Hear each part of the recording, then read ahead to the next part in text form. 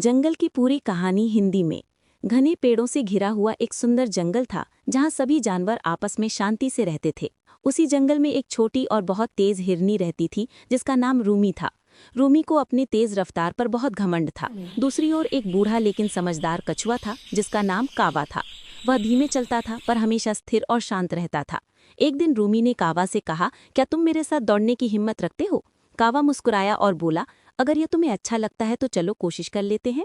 यह सुनकर सारे जंगल के जानवर दौड़ देखने के लिए इकट्ठा हो गए। दौड़ शुरू होते ही रूमी बिजली की तरह दौड़ पड़ी और कुछ ही क्षणों में बहुत आगे निकल गई। कावा धीरे धीरे पर बिना रुके चलता रहा।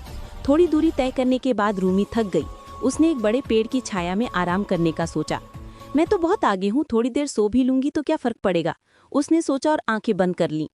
उधर कावा बिना रुके अपने छोटे छोटे कदम बढ़ाता रहा। न वह थका न रुका। जंगल के जानवर उसकी हिम्मत और लगन देखकर हैरान थे।